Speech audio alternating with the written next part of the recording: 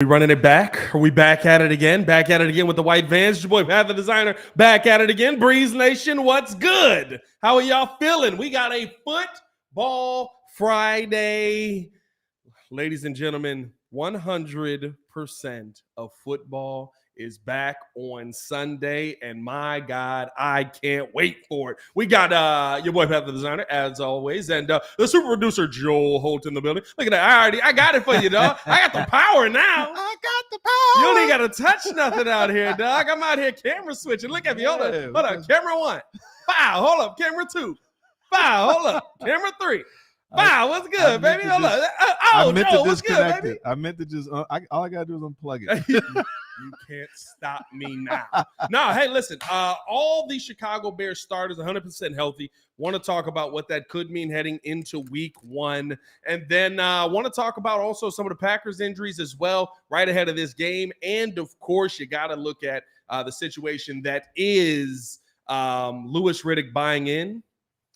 And is everybody getting so hyped that it's scaring the crap out of us? We'll talk about that. And, of course, the Friday freestyle where we get to break down every bit of fun that has happened throughout the week. All that and more today's episode of the Windy City Breeze Sports Talk Daily. Hit that like button. Subscribe to the page. We do talk Chicago sports daily on this channel. It's the only channel. Talk Chicago sports, how Chicago talks. So make sure that you get in tune with us, man. Joe, how you feeling, brother?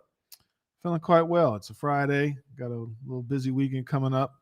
And I'm really anticipating the Bears-Packers game. Bro, I'm not going to lie to you. Like, this is one of those games where no matter what, listen, let's be real. As Bears fans, every Bears fan is saying the same thing. I hope, I think, I feel. I can feel it. You know what I mean? Like, nobody's sitting here 110% comfortable right now, dog. Like, it's the opening of the season. It's one of those moments where we feel like the Bears finally are the rabbit with the gun now, right? Like it's no fun when the rabbit got the gun. Now it feels like we're the rabbit with the gun. And you hope that this is finally going to move in the right direction. We do have confirmation, as you guys saw. Shout out Jay Capone in the chat already in this must say. What up, Pat? Can everyone chill on Nate Davis now? I mean, the guy's playing after all. After, I'm assuming you meant everyone killed the man. He helped King Henry get over 1,000 yards last season. Listen, that's what happens when you leave yourself open for speculation. I am glad that Nate Davis is playing, but the Chicago Bears want to play the secrets game. And when you play the secrets game, that means that we're sitting here wondering why somebody isn't doing something. Now, at the end of the day, right, the storyline around Nate Davis that, had been put out before was that he wasn't a guy that wanted to practice. Maybe he's not a guy that wants to practice. Guess what? I talked with Rob Demovsky on yesterday's episode of the Chicago Bears podcast, and he basically said, David Bakhtiari out yet again. Guess what's up with David Bakhtiari? Nothing. He just don't like to practice. So if you can go out there and you can put like legit, like he said David Bakhtiari hasn't practiced in 4 years. Right. He hasn't been a part of a training camp. He hasn't been, and with the Titans, right? They have their way. It was Vrabel, right? Vrabel's up there, so he's a Patriot guy. He's gonna do it. Everybody is the same. Where Matt Eberflus is more, but we're gonna treat everybody based on a situation type of guy. Guess what? If he's playing, I love it. Go out there, put on a show. I hope to see him do really well. I hope that he's going to be able to come in and complement and accentuate what Darnell Wright is learning in the beginning of this game, and he's going to be an asset. Listen, I'm not used to seeing that, and I had concerns around it. I don't stand down based on the concerns. Oh, I forgot about Don Burr. He's coming in here spicy today. Oh, Don Burr yeah. After last night. We got to talk about that as well, man. That game we yeah. saw last night was crazy out here. Actually, it wasn't crazy. Ladies and gentlemen, say it with me. It was naggy. Last night was naggy. I'm not going to lie to you. There's a moment. Magnificent. Sorry. That was terrible. I'm not going to lie to you. There was a moment in last night's game where I started not rooting for Detroit to win, but just rooting for Kansas City to maintain their 20 points. Because how naggy is a 20-point game? You got the best quarterback in the world. And Matt Nagy gets 20 points with him. Like, how naggy is that? That's so naggy to me. But that's a sitcom in the 80s, basically. That's so naggy. But no, listen, you got Nate Davis back. Hope he's going to be able to come out there and do really well. You've got Eddie Jackson back as well. Remember, he's coming off of that Liz Frank injury.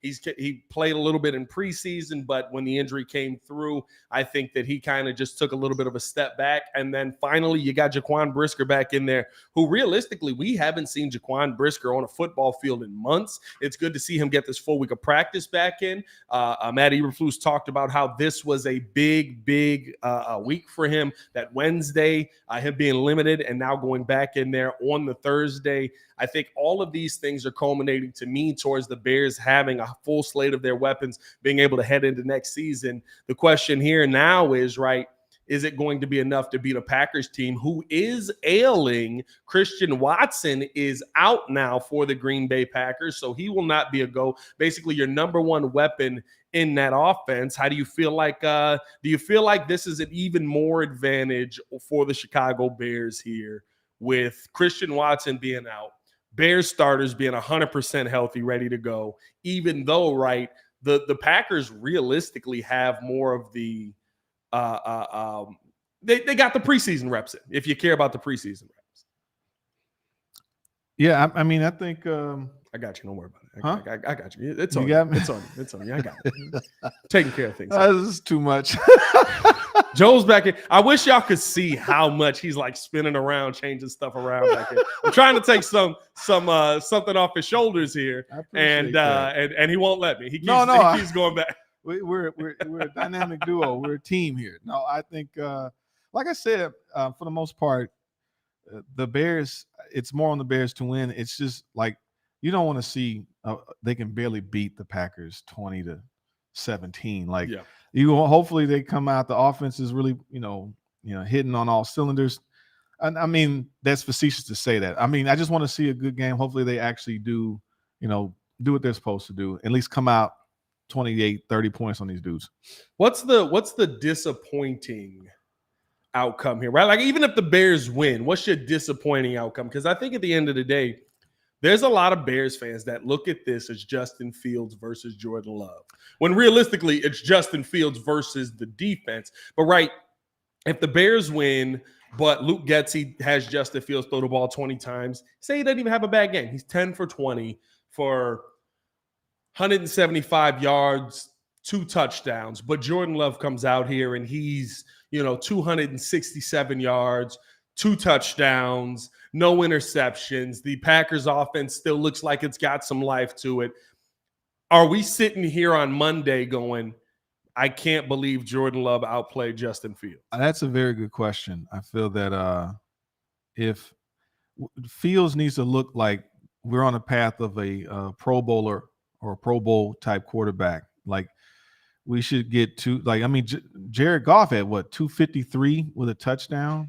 Yeah. And he's going to, if he does that every game of the season, it's 45, he's literally 4,500 yard pass. Literally 4,500 for the whole year. So I just don't want to see, I'm hoping it's a new day finally with this coordinator in, the system's in for another 2 years, and he looks good. I mean, it's not to sit there and say, Justin Fields got to go off for 450, 500 yards.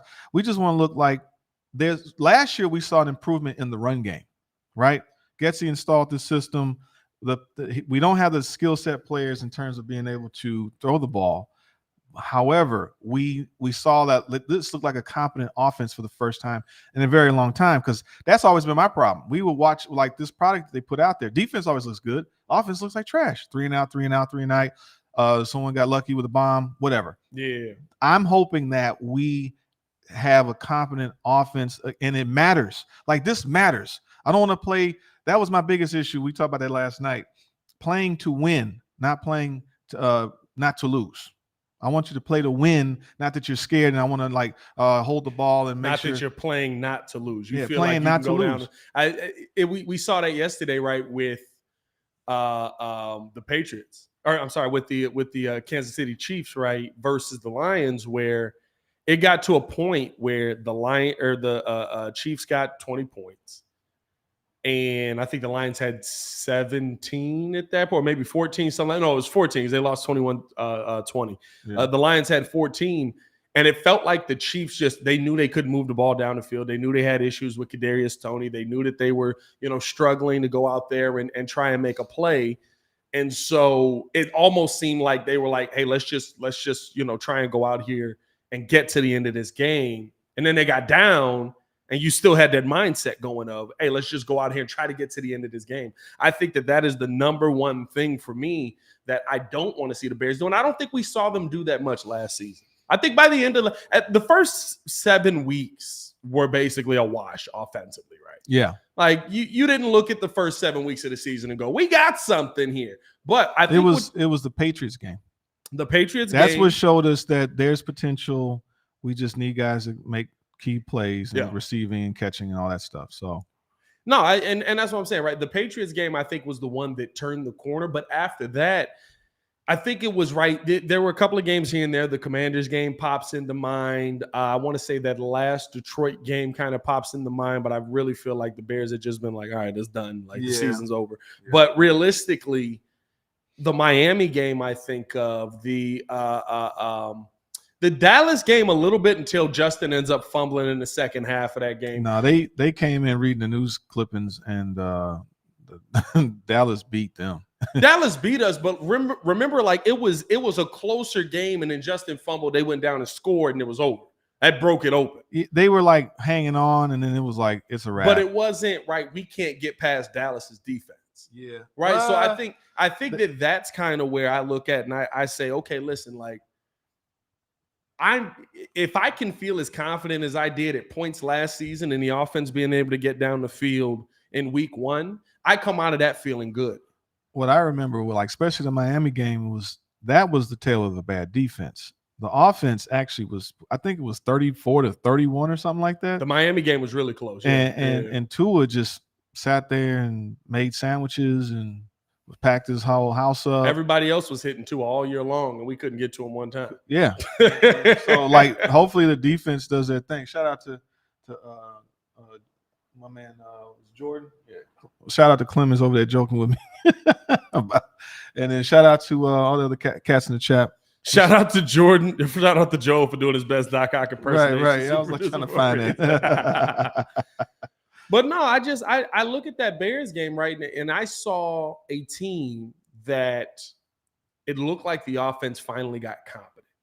If we start the season on that, I feel fine. Now, if that is right, the offense got competent, and most of the games last season, we still talked about Justin Fields coming out of there with 181 passing yards, usually 70 to 100 rushing yards, couple of touchdowns on the docket one way or the other, right? If we have a game like that week 1, and now Jordan Love goes out and he plays really well and gives you let's say he gives you a Jared Goff game last night, right?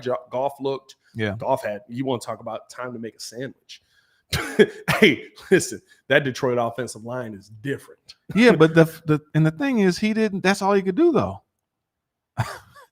Jared didn't, the Chiefs lost that game. Throws. He made here and there, but my point is that with a great line, he's a guy he's a good manager. You need everybody else to really do something. Like, I was thinking about that, what you were saying. Like for example, if we have those screenplays, because now like with DJ Moore, for example, we should have those, yeah. Like if we have the guys, the talents that can act, the talent that gets that yak, the yards after catch, those type of things, that's what's going to make Fields look a lot better, because we see exactly what happens now with Kelsey's out. Patrick Mahomes, I don't see the S on the chest like that. Yeah. That dude dropped. Still looking for that cognac sponsor, by the way, for that yak. That yak. Let me get that yak. But I think that who was that? With Tony, Kadarius Toney, whatever. Kadarius Toney was tough. Kadarius Toney was terrible. That's us. I'm not gonna lie to you. But that's us last year. I looked at last night's game, and it's not. I don't think it right. Don Burr in the chat, he says, so basically without weapons, Mahomes can't win, huh? I don't think it's that. I think like we watched the Matt Nagy game, bro. Watched the Matt Nagy game, bro. That young fella, what was the young man, the tight end's name? Noah Gray. Yeah, they threw the ball his way, I want to say 4 times. He caught 2 of them. Both of the passes went for good yards. You can't hit the underneath guy. Like my God, like I watched last night and I said it wouldn't have mattered if we had Mitch or Pat or Deshaun or whoever. It's how Matt Nagy calls the games. Because I watched that game last night and I was 100% sure that the Chiefs were going to lose it when we got to 6 minutes and he ran that end around with the one on the on a 3rd and 1, and it ends up being a 4th and 4. That Levante, that's what I was saying. I just said that was us last year. Like if you don't have the weapons and the talent to do anything, you're still sitting there. You know, it's nice having an all-pro Hall of Fame tight end as your safety valve, and now he's gone. Like, you know, I don't know. I put more in basketball. I think the players can outdo what the coach does a lot. Oh yeah, it's definitely more player centric. You know what I mean? Yeah. I think that there's a lot more opportunity for the player to just be like, "Oh, coach called this. That's stupid. I'm gonna just go score a bucket." In football, it's so coach centric. Yeah. That I really believe that even a Matt Nagy can screw up a Patrick Mahomes. And last night, listen, there were some drops by Kadarius Toney, and rightfully so. Right, the pick six going the other way is bad.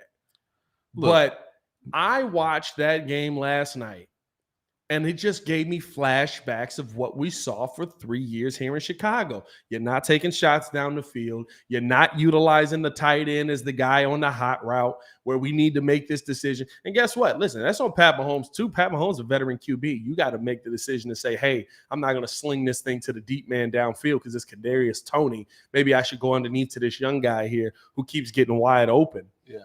But, bro, like Tyrion Whitfield, I was thinking the exact same thing. I was going to say, you remember when the Chiefs were 13-3 and they had Nagy call the plays before he became the Bears quarterback? It's the same thing because they were like kicking butt, and then they blew it because he's too timid of an offensive play caller. It was, and you could tell the difference. Yeah, you could tell, right? Like, what was it? 2 weeks before that or something like that? Like Reed was like, it wasn't long that he was calling plays. Yeah. They literally had him start calling plays right before he ended up getting the job. Right, exactly. And then when it went bad, Andy Reid was like, well, that was on me. I watched Andy Reid all last night.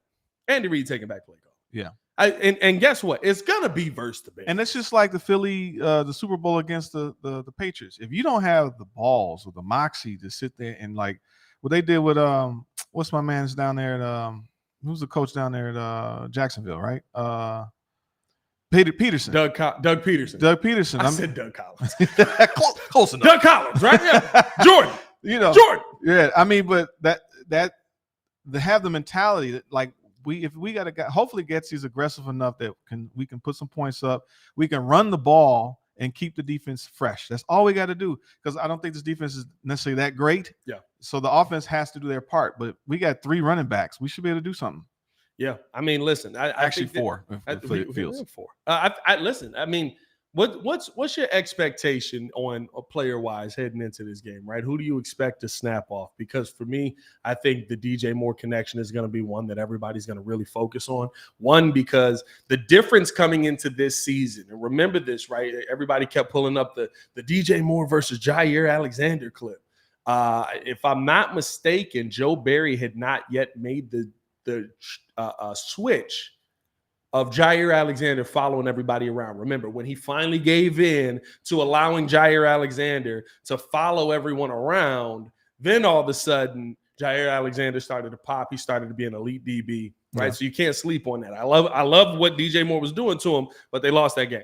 But I think that this is going to be a game where, as much as you like to call him Stonehand Komet, I think he's going to be the guy to watch out most for, because I still think the Packers are going to focus in a lot on Robert Tonyan because they know what he can do already. I don't think it's that. I think it's very simple. I think DJ Moore is a talent that he draws a double team. So what's going to happen is someone else. Is if Mooney's out there, if Claypool, it's those guys are going to shine because he's going to command. Like Moore's going to get a lot of attention and open it up for everybody. Yeah. When Claypool got there, Stonehands was able to catch some actual passes because they started covering Claypool. Like, all right, then they're like, we don't need.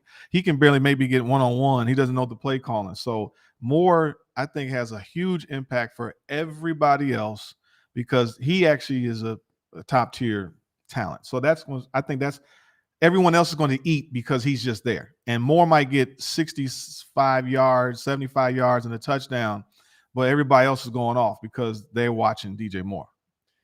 That's what I mean though, right? Like I think that's the tight end time to eat because I think realistically, right, Darnell Mooney, he's going to be a weapon to watch. I don't think Chase Claypool is going to be a weapon in this game.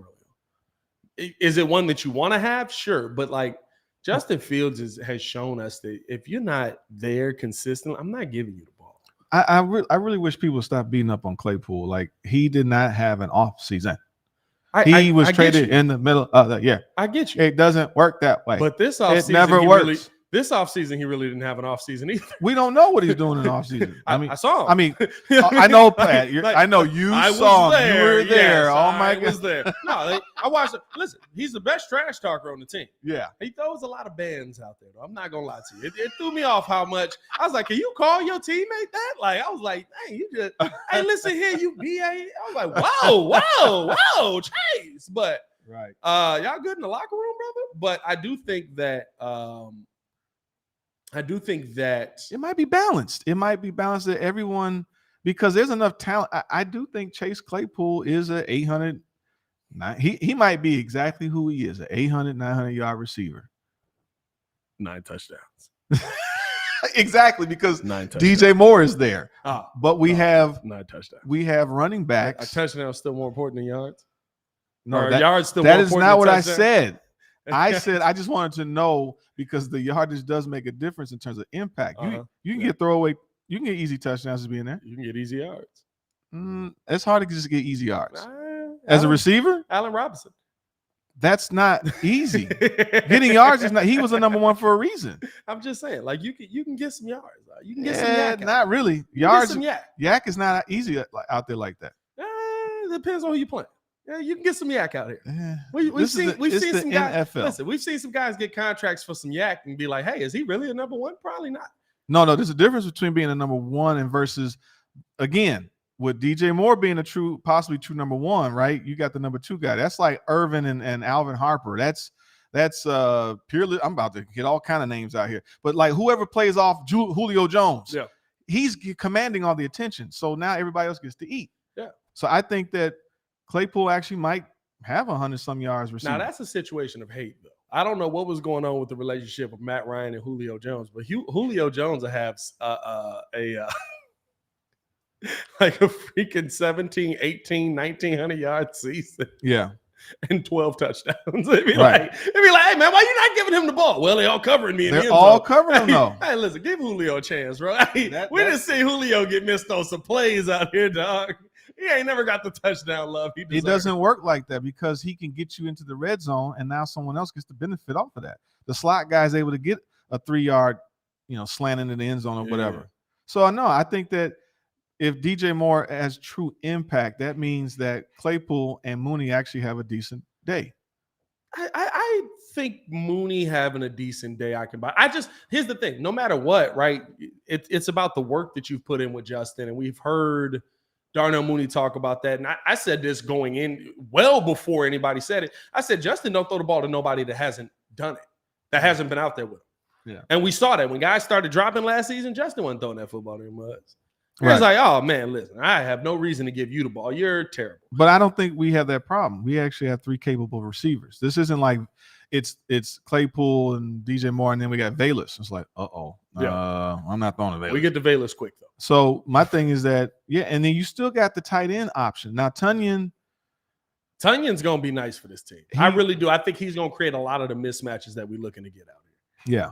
Well, we have, to your point, none of this means anything if Luke Getsy is a pedestrian passing play caller. Yeah. So it doesn't matter. Mike Davis, Julio have 250+ yards, 0 touchdown games for 3 weeks. Exactly. Hey, bro. Hey, Julio wasn't getting no touchdowns. Because he's got like 5. You got to get Julio start the game with a 99-yard reception that stops at the 1, and you couldn't give him the ball on the end around. Because they're all stacking the box against him. That's my point. That's impact. Hey, bro, I love it, man. Hey, appreciate you guys for tuning in. Hit that like button, subscribe to the page. We're going to keep this thing moving along because I do want to ask this question.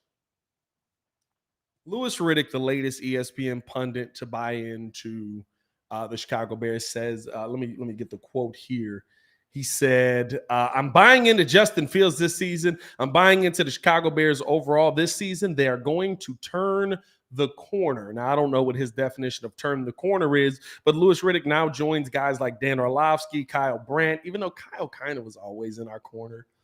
He always showed love to us, but like he was never just like the Bears are going to be good, which I can deal with. Guess what? We won 3 games last season. But a bunch of guys who have now jumped up. Mike Greenberg with the kibosh of death. Yeah, for all you early Mike and Mike listeners, y'all know how that goes. So I am terrified heading into this season. But they're showing a lot of excitement for the Bears, and the Bears have done a lot.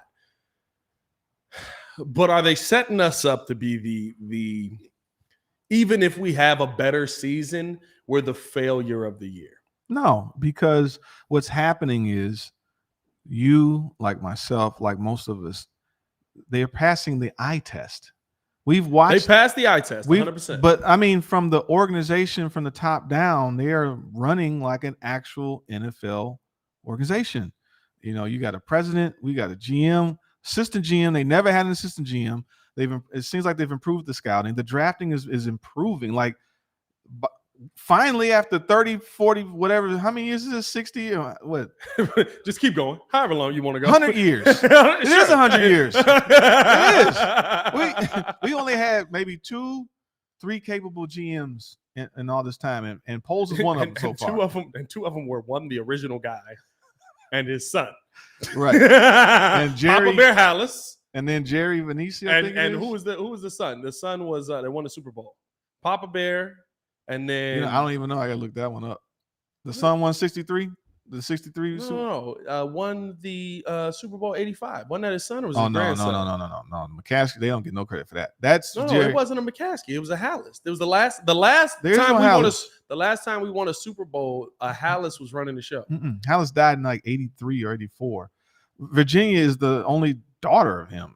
Like they married a McCaskey. The dad died in 83 or 80. Right, but he had a son, didn't he? No, Virginia is his only son. They married McCaskey. Hold on. Look, man. Jerry, I think it's somebody in the chat fact checked it. Pull up the number. So where's Jordan? What is the whole point of me being the old guy trying to tell you if you're not going to listen? Because I know there is no McCaskey. There's no Hallis son. It's just Virginia McCaskey. There was a Hallis that won. Yeah, George, back in the 40s. I just broke that down with Sid Luckman. Who was running the team on the 85 Super Bowl? I just told you. Jerry Venezia or that's the GM. Who was the president? The stand-in owner. Or I would say the McCaskies were it's only been the McCaskies. Man, Michael McCaskey, I think he died not too long ago. He was the one that kind of like, yeah, Virginia's his only child. Exactly. Virginia's his only child. Okay. Is it brother? I don't know. I no. thought it was a Hallis in there. Cousin? Thought it was a Hallis. The GM, Jim Finks and Jerry Venezia were the guys that ran that. They're the ones that ran the 80 that team in the 80s. So Hallis was Phillips. Right. Ted Phillips. Hey, bro, the wild part is any stat you want to throw out there, you dang near can throw a Ted Phillips in there and just call it a day. Now, he came out in 99, and then he's been there ever since. Bro, I had somebody call into the Chicago Bears podcast live. This guy said, I believe he said he came over from Turkey. Turkey or Germany, one of them. He said, my name, and it's of no relation, is George Hallis.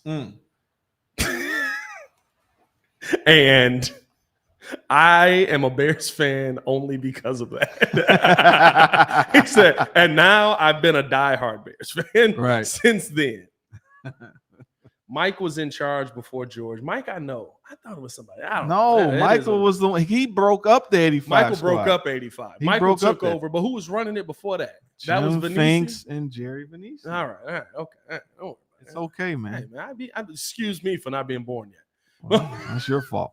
That's my fault. Yeah. Well, you know, parents. But nah, man. I feel like we're heading towards the, even if the Bears are moderately successful, the hype around this team might be so high now that if they're not a playoff team, it's a letdown. It is a letdown. There is no reason they don't even at least make the playoffs. They have enough talent. Like this is year 3. This will be, what is this, year 2, right? This is year 2 under this system. Right. So by year 3, you should be like, the team is built. There's no excuse for them not to go to the playoffs. Not necessarily win a championship, just at least make it to the playoffs. Right. So no, I think everyone, they're passing the eye test of things, check marks of things to do as an NFL team, you know. So, and they're actually about to want to do the biggest things by actually getting a stadium. It's like, this is big business. This isn't, we just run the ball and it's the bear down and all that. And, that's kind of that. I'm just saying, but it's like that was back in the 40s. This is like, I knew I wasn't tripping. There's definitely a George Halas Jr. I'm looking at it right now. I'm sitting here. I'm like, bro, I know I'm not tweaking here. Hold on. This must be George Halas Jr. was an American football executive who was one of 4 presidents in the history of the Chicago Bears franchise. He was the president of the team. I knew I wasn't tripping, bro. Y'all sitting there trying to tell me that I didn't know what I'm talking about here. Like, what are we talking about, dog? Ooh, that just makes you feel so good. That makes you feel so good. Stop playing with me. I knew what I was talking about. I had to Google this while I'm trying to run the show. Look, I got 4 cameras right now to look into. That is George Halas Jr. No, George Halas is born in 1885 or 18. What is George it? Stanley Muggs Jr. from 25 to 1979. He was born from 1925 to 1979. He the one that got Walter and all of them. That's George Halas. He's the son of George. No, that's the son. All right. Stop playing with me, bro. Y'all sitting here talking about McCaskey. Like, why would his kids be named McCaskey? Well, Virginia ends up getting married. That's why. But come on, bro. hey, Hercule said that's probably the guy that called in. Hey, if we got a call from the afterlife from George Halas's son, I would be thrown off, bro. Chef Max said, dang, over here slipping. He died of a heart attack. Yeah. He was running the team. Now, he died before the Super Bowl, so technically you are right on that. He died died before the Super Bowl. Who was running it wasn't him. That's my point. But he drafted everybody. No. Except the. He died. He drafted Walter. Walter. That's everybody. But they were trash back then. I thought we said the same thing. They were trash. Hey, man, let's keep this thing moving along. Appreciate you guys for showing love. Hit that like button, subscribe to the page. Look how intently he's looking up this guy. He's never seen this guy in his life. We're number one. We're number one. I love it, dog. I knew I wasn't tripping. Talking about I don't know my Bears history. Oh, you wasn't born yet. No, I knew what I was talking about. No. Give him an inch, takes him out. It is what it is. Hey, let's jump into the Friday freestyle, man, where we literally get to chop it up about everything that's going on around the world. Shut up, kid. He said, I got 10 PCs and still got it wrong. How many computers is back there? It's literally 1, 2, 3. No hiding the computers now. 4, 5, 6, 7 computers back there. I got 2 right here. He got 10 computers and still got it wrong. That is hilarious. Chef Max said update on Packers injury. It's just Christian Watson. Christian Watson's out. That's the only one that's of ilk, basically, that the Bears are going to be worried about. But the Friday free-for-all. We got some interesting stories. We got any music with this, or we didn't get the music. That's all right. If I did, it's probably way too loud. That's okay. Let's jump into this because these are some interesting stories that I saw throughout the week. Right. This one's interesting because of Joel. It's something that he told me about, and now I want to ask the chat: is this cheating? So now. Paper exams chatbot bans college seat to chat GPT proof assignments. When philosophy professor Darren Hick came across another case of cheating in his classroom at Furnham University last semester. He posted an update to his followers on social media and said, "And I've caught my second ChatGPT plagiarist." Friends and colleagues responded, some with wide-eyed emojis, others expressed surprise. Only 2. I've caught dozens, said Timothy Main, a writing professor at Congesta College in Canada. We're in full crisis mode. Practically overnight, ChatGPT and other artificial intelligence chatbots have become the go-to source for cheating. And I'm not going to read this whole article. This is from AP News. But the question that I have is something that Joel brought up to me yesterday. He said that somebody in his office ChatGPT their fantasy draft. Yeah. So my question to the Breeze audience and Joel, does this count as cheating if this guy goes on to win the fantasy football championship? Not necessarily, because it's like asking someone else what to do. You know, you go But ask your I friend. would count that as cheating, right? If we sitting in a draft room and you're asking me, It's only cheating when you're getting the correct answers. hey, listen, but that's the question. Is he getting the correct answers? And we only find this out at the end of the season when he Skynet wins knows. the championship. Skynet knows. Oh no. I'm just saying. Like, where do we draw the line with ChatGPT being used? Hey, can y'all hear the music in the background? I'm just curious, just as we go. No, but to me, you're cheating to get the answers to the test. So they can just tell you the highest rated players to pick, and I think that's what happened with that. I'm just saying. You know what I mean? Like, listen. I guess I can see that, right? If it's basically just giving him the highest point getter, but I feel like that could be I feel like that could be cheating in a way to me. Like, if it's giving you the best. Now, it also depends on how sophisticated you're entering this, right? Like, is he putting in who everybody drafted ahead of that? And then on top of that, he adds in the auto or the player, and it gives him the best piece. I don't know. Nathan said that's like using auto pick. Yeah. Like, Hercules says, nah, that's not cheating. ChatGPT be capping. That's true. Now, the other thing to go in with that is ChatGPT does only, it's like 2 years short, ain't it? So there is that aspect of it where you like, who's the highest point getter? I need the next answer. It's like Tom Brady. Wait a minute now. Hold on. Hey, man, let us know how you guys feel in the comments below on that one. Another story that I thought was interesting, and I just love the title of this. Florida man rescued again while attempting to cross the Atlantic in a floating hamster wheel. Now, let me get over to Restream because I got this picture here. And then I want to read the story that goes with this. It is literally a floating hamster wheel. He basically gets in the middle of this thing. And he's a peace activist, and he's now facing felony charges. A Florida ultra marathoner and peace activist is facing felony charges after allegedly attempting to run across the Atlantic in a homemade hamster wheel, and what authorities said was at least his 4th attempt. Reza Ray Belushi intercoastal stunt ended in approximately 60 miles off the coast of South Carolina last week after the U.S. Coast Guard said they spotted him floating in a circular cage initially near Savannah, Georgia, during routine preparations ahead of the hurricane. I want to skip down a little bit here because this is the part that stunned me about this story. Where's this at? His first attempt, remember, he's done this multiple times. His first attempt cost taxpayers more than $140,000, the Coast Guard said in a statement after the failed attempt to reach the Bermuda Triangle in 2014. This guy basically gets caught by the Coast Guard, threatens to stab himself all over, and is out there in a giant hamster wheel. Question to the chat, question to Joel, the super producer. First things first, if you see this, what's your first thought?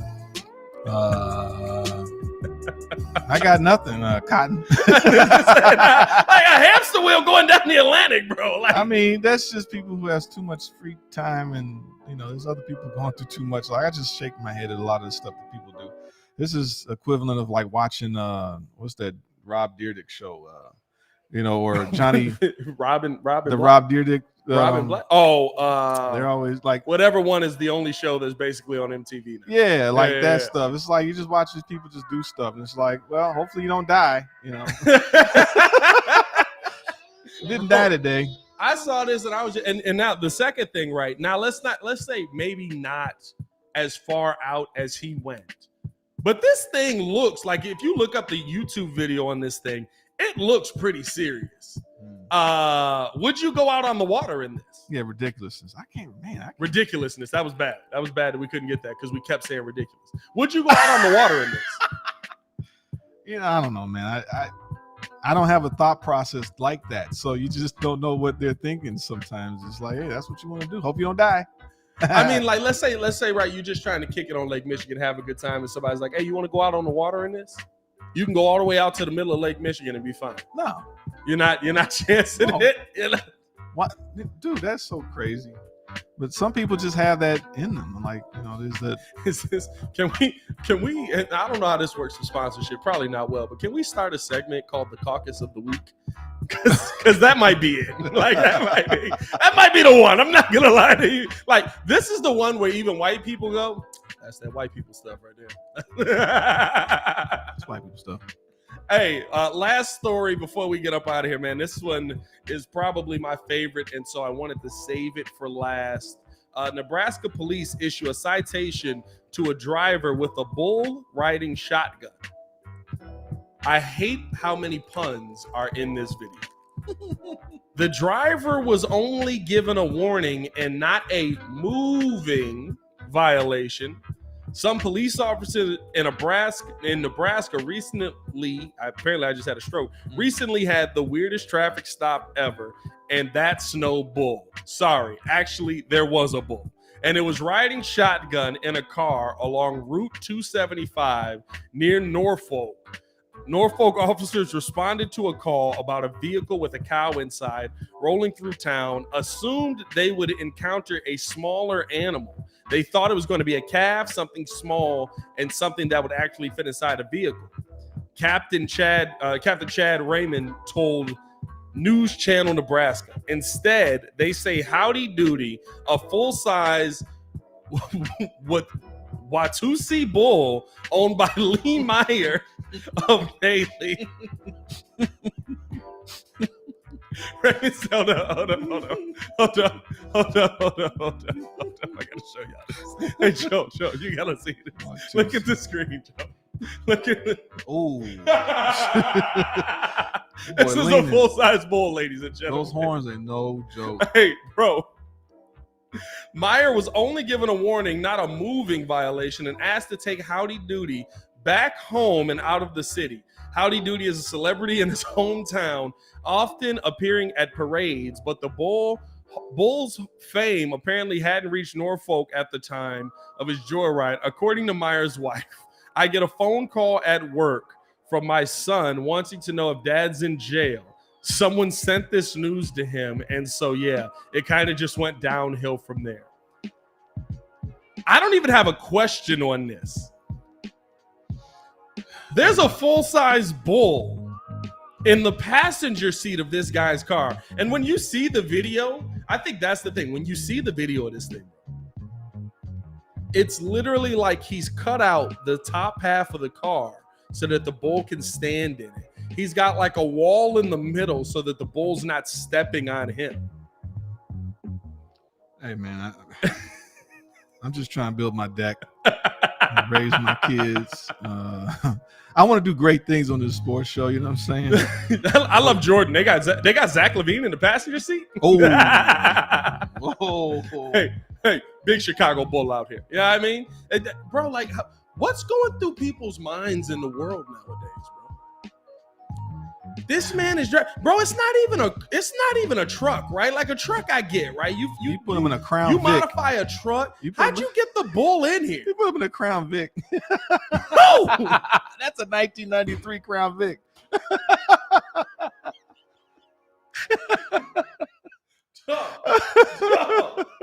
Dog. Hey, how you driving down the street? I mean, they just do like you're not worried about him hitting anything and snapping his neck. I don't know, man. People, hey, what's that? Cocaine's a hell of a drug. How you gonna ask me about putting my feet on Eddie Murphy's couch? Like I ain't put my feet on Eddie Murphy's couch. Yeah. I remember putting my feet on Eddie Murphy's couch. Hey, it's a hell of a drug, man. Hey, Mr. Inglewood said a box Chevy or a certified dunk would have been better, though. Hey, bro, what's the best car for transporting a full-size bullet? That's the real question now. That's the real question. What's the best size car? El Camino might be decent for you. Yeah, El Camino might be decent. You put some rails up Avalanche. on it. The Avalanche? Yeah, it's got the truck with the half bed. It's but you got to get the bull in. That's my question. How'd you convince the bull to get in the whip? Hey, bro, you riding shotgun. What? I mean, and those horns ain't no joke. That thing was as wide as the car. Bro, this man, this bull, I don't even know. He's basically touching the hood. Now, here's the one thing that I will say. This guy has taken Pimp My Ride to the next level. Remember how they used to just throw anything on the car to like stop road rage and stuff like that? Yeah. It would be like when people in your way, we put a BB gun on your roof. Hey, bro, this man has taken Pimp My Ride to the next level. He's got a full-size bull in there. Let him hit the brakes. That's crazy. People do some crazy stuff. Oh, man. Whatever. Deuce in a quarter? So, yeah. Inglewood said deuce in a quarter can do anything. Jordan said the Astro van. You still got to get him in there, though. Yeah, you got to take the top off. The Astro van was elite, though. And the one was so bad. Bro, the Astro van was elite, bro. You don't want to messing up that carpet. I used to want that, man. Like a black joint, like a 90. That was hot, like a 93. 92. Bro, we had the Astro van, bro, for years, bro. My parents just gave it to me. See, I had a Dodge Ram, a B150, 1984. This guy had a Dodge Bull. Yeah, terrible. I didn't get the cool van. I had they used to call it the Cream Villain, the Turtle van, the church bus. I had all that, man. I hated it. But I loved the utilitarian fact of what? Quentin said, remember when you said you like bull riding? Well, we put a live bull in your car. That's exactly how Exhibit used to be, bro. That is exactly how Exhibit used to be on the show, bro. I swear. Yeah. Remember when you told us you was a bull riding fan? Well, we put a full-size bull in your car. Right. That's hilarious. Oh, dog. 93 Lincoln Town car. That's the beat you going with on that one? I had it here, so hey, man, we appreciate you guys for tuning in and showing love as always, man. I mean, listen, Bears football. We will be live calling the game, so tune in with us on that on Sunday. Game kicks off at 3:25 this Sunday. I usually try not to live call Bears-Packers games because I get in my feelings and I'm a very violent person. Just do me a favor. Don't tear the studio, Pat. Joel has put this nice studio together, so I will not break things. Don't. What's that? Where all the swag on the table, just sweep it right off the side. Don't do that. Don't do that. Teacher off Key and Peele. If one of y'all throw another silly screen pass, exactly, y'all are gonna feel my wrath. Yeah. Bayless Jones on the end around. Son of a Balake. Hey, Blake. Blank. Hey, man, we appreciate y'all for tuning in and showing love. Hit that like button, subscribe to the page, and as always, man, y'all stay safe out there, Chicago. We'll see y'all this Sunday for the next live call. First live call of the season. Bear down. For the super producer, Joe Holt. Bear down. All right. Peace.